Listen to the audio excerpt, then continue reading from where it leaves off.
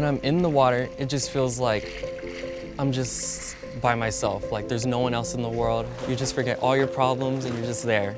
And I just feel like more free. Everyone's gone. My self-confidence is everywhere, like where it's supposed to be, and I'm just me. This is Elijah Garcia. He's 16 years old and learning to become a lifeguard. Elijah lives in hot and sunny Las Vegas, where it seems like there's a swimming pool around every corner or in every other backyard. For some families, pools are an oasis on a hot day. But for too many kids who live here, swimming pools are potential death traps. The fourth leading cause of unintentional death for children in Clark County, Nevada, is drowning. All right. This is Beamber Davis. She's 16 years old, and today she and her Western High School classmates are starting their first day of swimming practice. My name is Beamber Davis, and we're at Western High School, and we're getting ready to go to swim and, practice lifeguard swimming for the summer. This is our very first practice. I've never practiced swimming before, well, besides trying to hold my breath underwater, but that's pretty much it. Let's do it! It's gonna be lit. Are y'all excited? Yeah! Unintentional drowning is not just a problem in Las Vegas. It's an issue across the country. But the risk is not shared equally amongst all children. Nationally, a Black child is 5.5 times more likely than a white child to die by drowning. Jim Crow laws and redlining segregated the city of Las Vegas, denying the Black community access to public spaces, including pools. While pools in Las Vegas are now open to all, the legacy of this discrimination is still felt in the historically Black west side of Las Vegas, where 40% of the Black community still lives. I look at my small school community. We have 1,000 students, and when I take a sample of 60% of the families and they tell me that their students don't know how to swim, that is not just a drop in the bucket. That is not a coincidence. In many communities, Black families or Hispanic families were not allowed to swim in the same pools, and so many families will say, well, I'm not going to swim at all if I can't go to a pool, if I don't have access to a pool. So that led to parents and grandparents not knowing how to swim or having a fear of water. When you don't know how to swim and you're uncomfortable near water, you're going to tell your child, well, we're not going to go near water, we're not going to engage with water, despite the fact that, yes, we rent a home where there's a swimming pool in the backyard. Had Jim Crow and segregation not existed, would we have more Black and Latinx families knowing how to swim? I believe the answer is yes.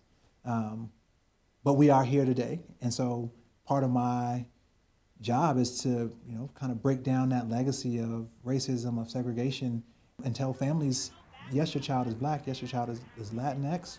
They can get in that water just like any other child can, and they can learn how to swim. We're going to provide them the opportunity to do it.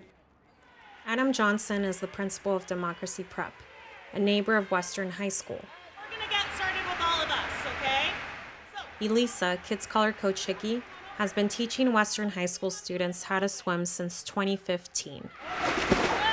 I was fortunate enough to meet Elisa, and I heard her idea of helping ensure that students at her school would be able to become lifeguards, and she'd be able to help stop some of these drownings, and it clicked immediately. This year, students from both schools are going to swim lessons every Saturday. Coach Hickey and city instructors are teaching students not only how to swim, but how to swim well enough to become lifeguards and swim teachers themselves. Teenagers with a lifeguard certification can expect to make $10 an hour. If they have the water safety instructor certification, that comes to $11 an hour.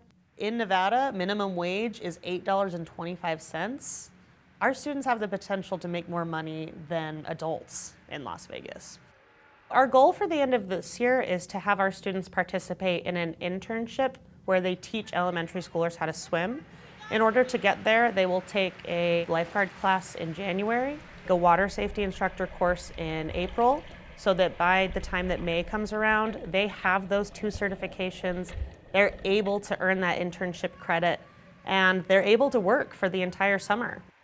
I learned more how to do backstroking and how to float in the water and keep your chin above water so you don't, sink.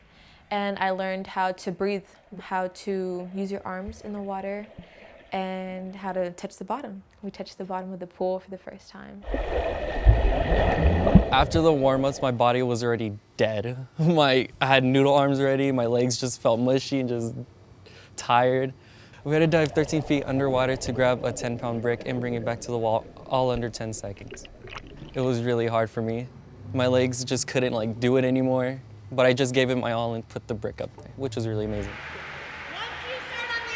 It begins as such a personal journey. Can I master my own fear? Can I master my own body? Can I control my own breath? It's very inward focused. But the more that you develop, the stronger that your skills become, it begins to turn outward. You have this skill that not everybody does and a lot of people need. And so you then become in a position where instead of thinking about just your own survival, you can start to think about other people's survival too. I think knowing how to swim is very important, no matter where you are in the world. I want to teach people how to swim because they could spread swimming to other people, their families or friends. And then getting paid as a lifeguard would be a passion basically for me because I love swimming, I love what I do, and just being a lifeguard and swimming every day would be really nice.